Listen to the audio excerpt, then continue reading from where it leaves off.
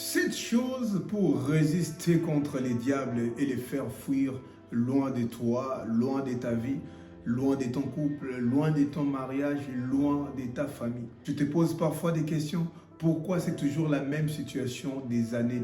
Pourquoi ce sont toujours le même combat? Ces combats ne finissent jamais. Mais la Bible dit, résistez au diable et il fuira loin de vous. L'important, ce n'est pas de dire, je résiste au diable, parce que beaucoup de chrétiens sont dans les dires. Non, voilà, je résiste au diable. Alors que résister au diable, ce n'est pas de dire que je résiste au diable. Il y a un ensemble de choses à faire pour résister au diable. Aujourd'hui, je serai un peu lent. Mais je vais parler tellement de choses qui vont vraiment t'aider. Et surtout, la 7e chose, les derniers points, les 7e points, tu vas me donner raison. Tu vas me commenter cette vidéo. C'est un point que beaucoup de chrétiens ignorent, alors que c'est très crucial dans les combats spirituels. Aujourd'hui, nous allons parler du combat spirituel. On va parler des armes spirituelles. Tu vas comprendre énormément de choses pour ta vie chrétienne et pour les combats spirituels. Vous savez comment on fait avant de commencer? Like déjà la vidéo pour permettre à ce que la plateforme la montre aussi à d'autres personnes. Et abonne-toi si c'est pour toi la première fois pour ne plus rien rater. Parce qu'ici, on fait des vidéos chrétiennes qui nous aident dans notre relation avec Dieu pour grandir spirituellement et ainsi de suite. Que Dieu vous bénisse. C'est parti. Le premier point, tu dois fermer l'accès. Tu dois fermer la porte au diable pour qu'il n'entre pas dans ta vie, pour t'attaquer, pour te détruire. Comprenez-moi très bien. Il y a beaucoup d'enfants de Dieu qui se posent la question, mais pourquoi moi je suis chrétien, j'ai donné ma vie à Jésus, mais je subis toujours les mêmes lois de ma famille. Quand vous regardez ce qui se passe dans ma famille et les choses qui se déroulent dans ma vie, c'est la même chose. Dans ma famille, les gens ne se marient pas. Moi aussi, je ne me marie pas. Dans ma famille, les gens ont du mal pour être stables dans la vie. Et c'est le même cas avec moi. Alors que la Bible nous dit, il n'y a plus de condamnation pour ceux qui sont en Jésus-Christ. Quand le Christ vous a franchi, vous serez réellement libre. Quand on est en Jésus, les choses anciennes sont passées. Voilà, toute chose est devenue nouvelle. Parce qu'à la croix, il a effacé l'acte dont les ordonnances nous condamnaient. Mais toutes ces choses-là, moi, je ne les vois pas. Parce que je suis toujours sous les condamnations de ma famille. L'autre fois, on priait pour une sœur à l'église. Elle est tombée. Et pendant qu'on priait pour elle, il y a un membre de sa famille qui a commencé à parler en elle. Donc voilà, c'est moi qui la bloque. Elle aura toujours du mal à concevoir parce que c'est moi qui mange tous ses enfants. Et c'est exactement ce qui s'est passé dans la vie de cette sœur-là. Elle ne mettait pas au monde. Voilà, il y a beaucoup d'enfants de Dieu qui passent par ce genre de situations alors qu'ils prient, mais c'est comme si ils sont toujours sous les lois, sous les combats de leur famille. Vous devez comprendre une réalité très bien. Notre combat avec les diables, c'est un peu comme les enfants d'Israël. Les enfants d'Israël étaient en Égypte. L'Égypte qui symbolise le monde. Alors, ils étaient sous l'emprise du Pharaon. Pharaon qui est l'image du diable. Par la grâce de Dieu, Moïse les a libérés. Quand ils sont sortis de l'Égypte, vous allez voir que Pharaon n'avait pas accepté la défaite. Et il a cherché par tous les voies et moyens pour les faire retourner en Égypte. C'est ça notre combat avec le diable. Nous aussi, autrefois nous étions au monde, sous les lois de nos familles, sous les condamnations de nos coutumes. Mais Christ est venu pour nous libérer et nous sommes affranchis de toutes les lois de nos familles. Mais les diables ne s'avouent jamais vaincus. Il cherche par tous les voies et moyens pour nous faire retourner dans les lois de nos familles, pour nous faire retourner au monde. Mais la différence avec nous et les enfants d'Israël, les enfants d'Israël, quand ils sont sortis d'Égypte, ils se dirigeaient vers Canaan. Alors pour arriver à Canaan, il y avait beaucoup de combats qu'ils devaient livrer. Ils devaient d'abord conquérir plusieurs nations avant d'accéder à Canaan. Mais nous, on ne livre plus encore des combats pour accéder à notre destinée. On n'a plus encore des choses à gagner pour accéder à notre destinée. Parce qu'à la croix, Christ a vaincu le diable. Oui, il est venu pour détruire toutes les œuvres du diable et il nous a accordé cette victoire-là. À la croix, Christ a gagné les batailles de nos familles. Christ a gagné les lois de nos coutumes. Christ a gagné le combat de notre destinée et il a fait de nous plus que vainqueurs. La Bible dit, vous êtes plus que vainqueurs par celui qui vous a aimés. Il nous a donné le pouvoir de marcher sur les serpents, sur les scorpions, sur toute puissance de l'ennemi. Et Christ nous a dit, rien ne pourra vous nuire. Mais quand tu regardes ta vie, ce n'est pas la même chose. Alors que Christ t'a donné le pouvoir et il a dit que rien ne pourra te nuire. Les diables, il connaît ces choses. Il sait que c'est lui qui est en toi est plus fort que lui. Le diable ne vient pas comme ça pour te combattre parce qu'il ne pourra pas. Alors, il va utiliser des ruses pour que toi-même tu ouvres les portes, pour que toi-même tu lui donnes accès, afin qu'il vienne te combattre, détruire, tuer et voler des choses en toi. Je vais vous raconter une histoire qui vous fera comprendre ce dont je parle. Pendant que j'étais au pays, notre maman avait une maison d'habillement et notre cousin vendait là. Alors un jour, moi, mon petit frère et notre cousin, nous étions assis à l'extérieur de notre maison. Il y avait des articles qui étaient à l'extérieur et d'autres qui étaient à l'intérieur.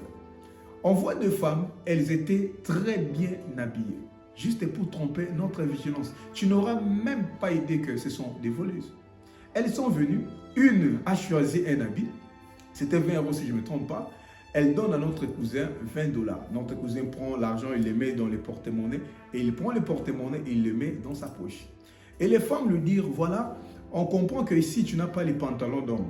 Nous allons de l'autre côté pour chercher un pantalon d'homme et nous allons revenir. Elles lui ont laissé l'habit qu'elles ont acheté. Elles sont parties, elles ont trouvé un pantalon d'homme. Elle demande à notre cousin, s'il te plaît, on voit que tu as presque la même taille avec notre frère. S'il te plaît, est-ce que tu peux nous essayer ces pantalons pour voir simplement si ça va aller avec notre frère?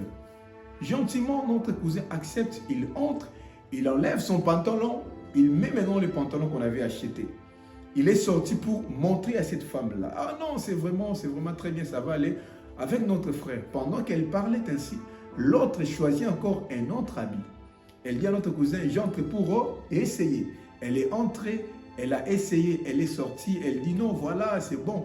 Tous les habits qu'on a choisis, c'est bon. Alors, elle donne tous les habits à notre cousin, tient les habits. Nous partons à la banque pour récupérer l'argent pour venir te donner. Elles sont parties.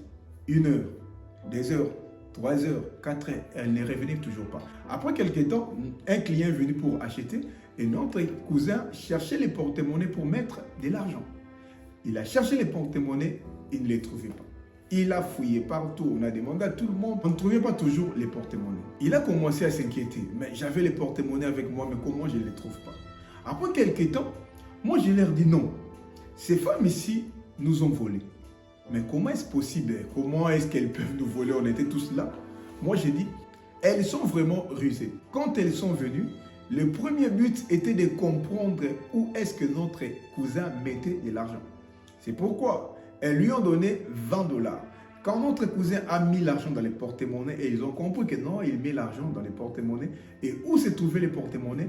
Dans la poche de son pantalon. C'est pourquoi elles sont parties pour chercher un pantalon dans le but de lui faire enlever les pantalons qui avaient les porte-monnaies. Et notre cousin a enlevé les pantalons, il l'a laissé à l'intérieur. Il est sorti pour leur montrer les pantalons qu'il avait portés. L'autre a choisi un autre habit pour entrer à l'intérieur dans le but de voler les porte-monnaies. Ce n'était pas pour essayer l'habit en question.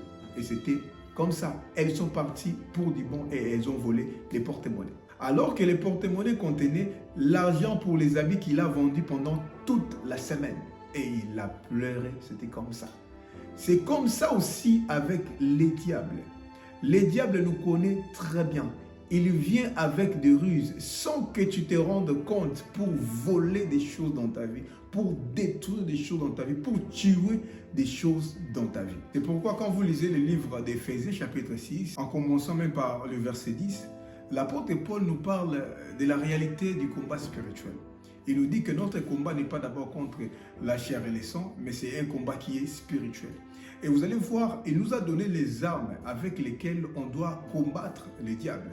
Mais quand vous essayez de bien vérifier, vous allez voir que parmi toutes les armes dont l'apôtre Paul nous parle, à 90%, ce sont les armes défensives. les armes qui te permettent de te protéger avec une seule arme offensive. Mais comment nous nous sommes habitués à attaquer les diables, à les lier, à les jeter dans les abîmes, à les jeter les feux? Mais il nous donne les armes pas pour attaquer les diables, mais pour se protéger. C'est pour te dire que nous avons déjà la victoire. La chose qui nous reste à faire, c'est sauvegarder cette victoire-là. C'est pourquoi tu dois avoir les armes qui te permettent de te protéger. Parce que quand tu te protèges très bien, tu rends vulnérable les attaques du diable. Il nous a parlé du casque. Les casques, ce n'est pas pour offenser, c'est pour se protéger. Il nous parle du bouclier. Le bouclier, c'est pour se protéger. Il nous parle de la cuirasse pour se protéger. Il nous parle de la chaussure. C'est pour se protéger. Les combats avec les diables, ce n'est pas comme un combat de boxe où l'adversaire va t'attendre que tu montes sur les rings pour commencer à t'attaquer. Non, les diables n'attendent pas que tu viennes à l'église pour qu'ils t'attaquent. Les diables n'attendent pas que tu commences la prière pour qu'ils t'attaquent. Mais ils t'attaquent même quand tu marches, même quand tu dors, même quand tu es au travail dans ton bureau, il peut t'attaquer. C'est pourquoi il faut se protéger. Parce que quand tu te protèges bien, la Bible dit, ils viendront par un seul chemin, mais ils fuiront devant toi par 7 chemins. Parce que celui qui est en toi est plus fort que celui qui est dans le monde. C'est pourquoi tu dois te protéger. Comment les diables nous attaquent? C'est quand on ne se protège pas, on lui donne l'accès et il nous attaque. Alors, comment se protéger contre les ruses du diable? C'est par là qu'on va entrer à notre deuxième point. Le deuxième point, tu donnes l'accès au diable pour t'attaquer quand tu ne marches pas dans la vérité. La Bible dit dans le livre d'Éphésiens chapitre 6, les 14e versets, la Bible dit « Tenez donc ferme, ayez à vos reins la vérité pour ceinture. » La Bible nous recommande d'avoir la vérité comme ceinture. Quand la Bible dit « ayez à vos reins », les reins c'est quelque chose qui est intérieur. La Bible dit Dieu sonde les cœurs et les reins. Donc Dieu nous demande d'avoir intérieurement la vérité comme ceinture. Je vais en parler par des volets. Les premiers volets, tu dois avoir la vérité dans ta bouche. Il y a beaucoup d'enfants de Dieu qui aiment le mensonge, qui mentent comme ils respirent. Toi, tu pries, tu as beaucoup de combats, mais tu aimes aussi les mensonges. Tu es là, tu trompes ton homme. Tu es là, tu trompes ta femme. Tu es capable de donner même un faux témoignage contre quelqu'un, contre ton ami, contre ton frère. Alors que tu pries, tu es là, tu as gardé beaucoup de mensonges en toi. Alors tu ne sais pas que c'est les diables que tu gardes dans ton cœur. Quand tu gardes beaucoup de mensonges, tu bâtis beaucoup de relations dans les mensonges. Tu vends avec mensonges. Dans tout ce que tu fais, tu le fais avec mensonges. Rassure-toi, c'est déjà une grande porte que toi-même tu ouvres pour que les diables puissent te combattre. Comme tu es là, si tu as des mensonges que tu as gardés, non, il faut les enlever dans ton cœur. Il faut dire la vérité. Quand tu marches dans la vérité, tu fermes la porte au diable pour qu'il ne puisse pas entrer. Quand tu marches dans la vérité, tu ne lui donnes pas accès. Jésus dit, les princes de ce monde viennent vers moi, mais il n'y a rien de lui en moi. Quand toi tu gardes les mensonges dans ton cœur, tu gardes les œuvres du diable dans ton cœur, c'est par là qu'il va t'attaquer. Parce que le père du mensonge, c'est le diable. Garder les mensonges, c'est garder les diables dans sa vie. Laisse que cette parole puisse te délivrer au nom de Jésus. Et le deuxième volet, ta vie doit être dans la vérité. La vérité, c'est la parole de Dieu. La vérité, c'est Jésus. Je vous ai parlé de cette sœur qui priait, qui venait à l'église, mais pendant qu'on priait pour elle, il y a un esprit qui parlait en elle. Et elle était combattue, elle avait du mal pour concevoir alors qu'elle priait. Après avoir prié pour elle, quand on lui demande, mais pourquoi toutes ces choses t'arrivent? Qu'est-ce que tu fais dans ta vie? Où est ton homme? Oui, il est là. Est-ce que vous êtes mariés ou non? C'est juste une union libre et voilà. Vous n'êtes pas dans la parole de Dieu. Vous n'êtes pas dans la vérité. Dieu te protège aussi longtemps que tu es dans sa parole, aussi longtemps que tu es dans sa volonté. Le diable reste aux aguets. Il attend que toi tu commettes une erreur pour t'attaquer. Le diable ne va pas se dire « Oh pitié, il a fait une erreur ». Le combat avec le diable, c'est comme un match de football. L'équipe adverse ne va pas dire, voilà, ils ont commis une erreur, on ne va pas les marquer. Non, ils sont là pour marquer. Donc, une fois que vous faites l'erreur, ils vous marquent. La Bible dit, votre adversaire, le diable, rôde comme un lion rugissant, cherchant qui il dévorera. Et tu comprends maintenant pourquoi le diable utilise beaucoup le sexe pour détruire la vie de beaucoup de gens. Parce qu'il sait, une fois que tu es dans l'impudicité, c'est fini. Tu ouvres grandement les portes pour que lui-même te détruise. Parce que tu n'es pas dans la volonté de Dieu. La volonté de Dieu est que tu sois marié. Alors que tu n'es pas encore marié, tu es hors la volonté de Dieu, tu ouvres grandement la porte pour qu'il vienne détruire, ruiner ta destinée. C'est pourquoi en tant qu'enfant de Dieu, prier c'est bien. Prier pour ton problème. Combattre les diables, c'est bien. Mais veille à ce que pendant que tu combattes les lois de ta famille, que tu sois dans la vérité. Parce que quand tu n'es pas dans la vérité, ça sera déjà perdu d'avance. Et le troisième point, pour ne pas ouvrir la porte au diable, tu dois marcher dans la justice de Dieu. La Bible dit, revêtez la cuirasse de la justice. J'aime aussi un verset qui dit, la prière fervente du juste a une grande efficacité. Donc, avant de faire une prière qui soit très efficace, tu dois vérifier si tu marches dans la justice. Marcher dans la justice, c'est porter l'arme aussi qui te permet de te protéger contre les ruses du diable. C'est pourquoi tu dois être juste. Tu dois être intègre dans tout ce que tu fais. Ne fais du mal à personne. Il ne faut pas s'emparer des biens d'autrui. Il y a une femme qui pleure quelque part, que toi tu traumatises son foyer. Elle n'est pas en paix à cause de toi. Tu n'es pas juste. C'est une porte que tu ouvres toi-même.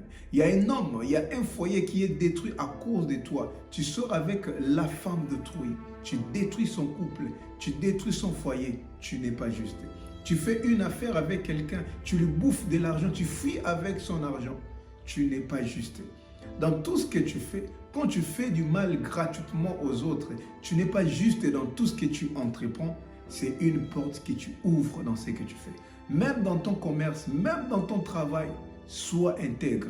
Fuis la corruption. Parce que toi, tu dis que non, voilà, personne ne va savoir. Oui, personne ne va savoir, mais le diable va profiter pour te détruire.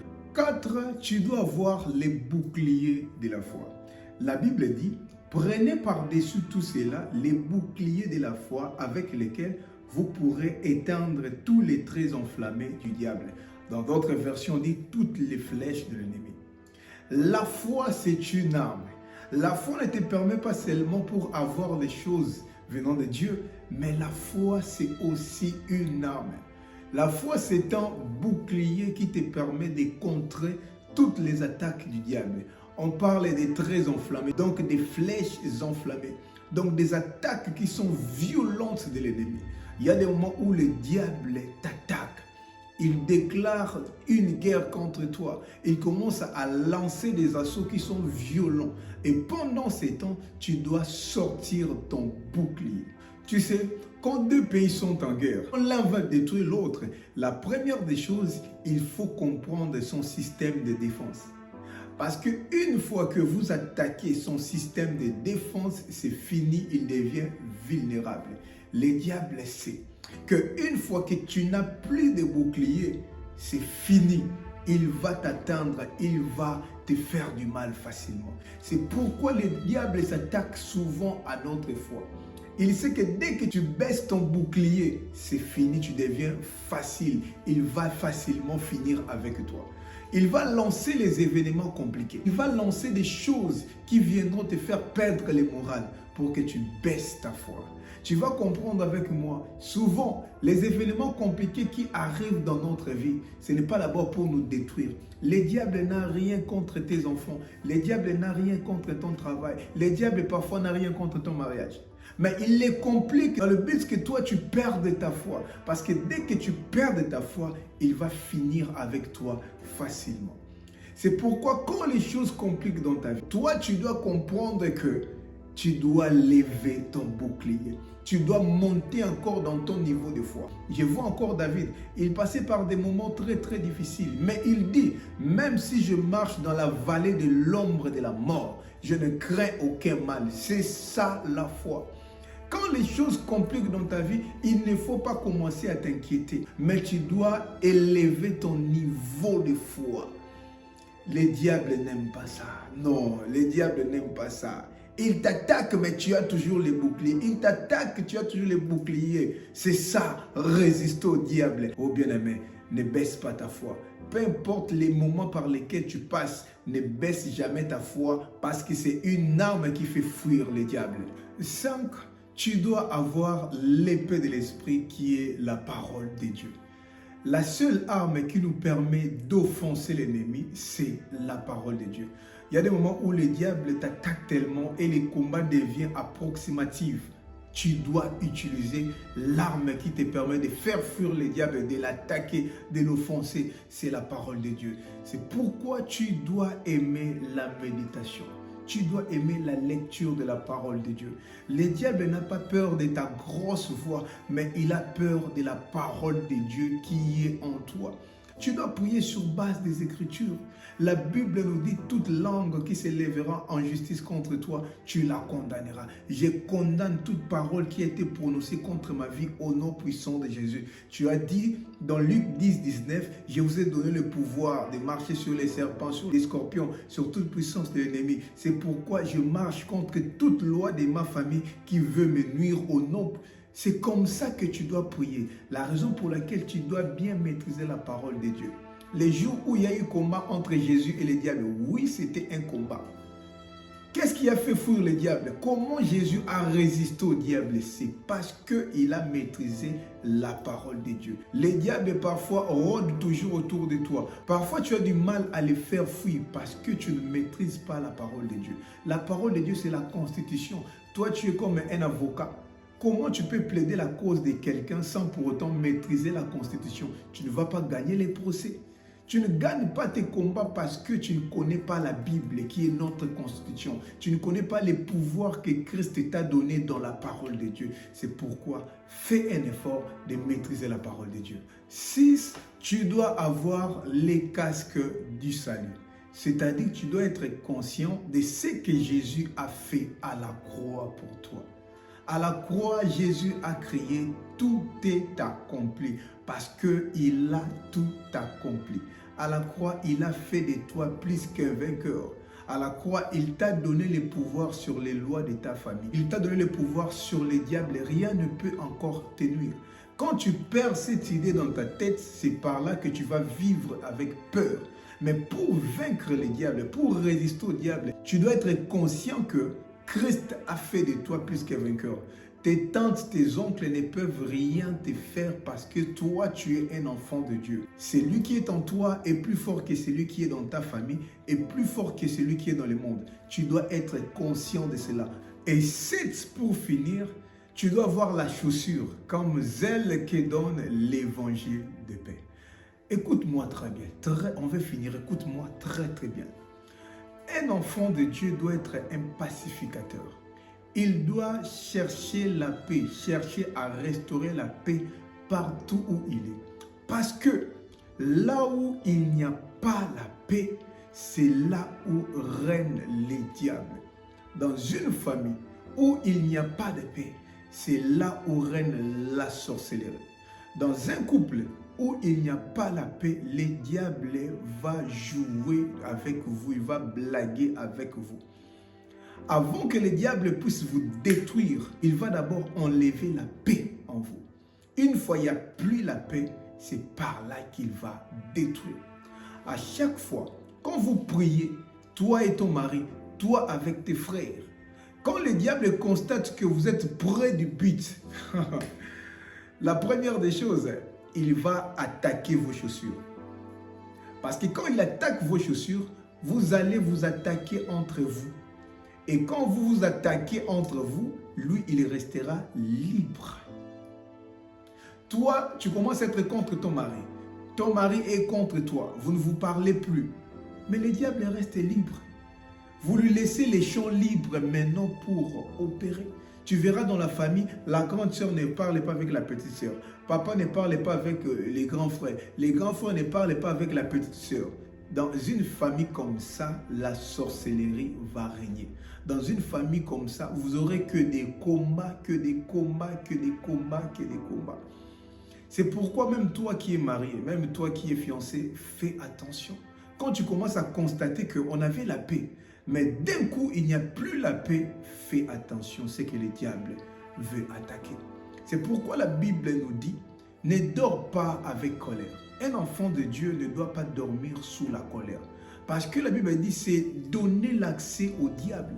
Tu veux dormir, tu parles avec l'autre directement, il est énervé directement, tu t'emportes et tu veux dormir comme ça. C'est une porte que tu veux ouvrir. Et généralement, c'est quand Dieu est sur le point de vous donner quelque chose. Généralement, c'est quand Dieu veut vous bénir, il veut vous faire sortir de cette situation que ces genres de moments arrivent. Directement, la colère s'installe, l'un ne veut pas parler à l'autre et directement, vous perdez tout. C'est pourquoi il faut faire attention. Tu es maman, tu es une femme. Cherche toujours la paix. Sois celui qui instaure la paix dans ton couple, parmi tes frères, parmi tes parents. Quand tu constates que tout commence à s'éclater, toi, en tant qu'enfant de Dieu, quelqu'un qui est spirituel, tu dois comprendre que ça, c'est le diable qui veut s'installer. On était en paix, mais quelqu'un vient pour te dire, tu vois l'autre, même à l'église. Quand le diable veut détruire une église, la première des choses, il va vous détourner entre vous. Vous priez, vous tous, contre le diable. Attention. L'un viendra pour dire non, tu vois, c'est que les pasteurs avaient dit. Non, l'autre frère là avait dit ça pour toi. Même dans un département de chanter par exemple. Non, l'autre là avait dit que toi tu ne chantes pas. Elle vient, mais elle ne veut pas chanter, elle ne veut plus parler à personne. Les autres là comprennent aussi, elle ne veut pas nous parler, qu'elle reste dans son coin. C'est comme ça que le diable va entrer pour détruire. Là où règne l'harmonie, le diable ne fout pas ses pieds là. Là où tout est en ordre, là où il y a le calme, là où il y a la paix, le diable n'a pas d'accès. Quand tu veux faire fuir le diable dans ta vie, quand tu veux faire fuir le diable dans ton couple, quand tu veux faire fuir le diable dans ta famille, restaurer la paix. Tu es un homme, le chef de la famille, tu es un frère. Cherche toujours la paix. Que Dieu nous bénisse. Laissez-nous un commentaire gentil et partagez aussi la vidéo avec les amis et la famille. Que Dieu nous bénisse et on se voit à la prochaine vidéo.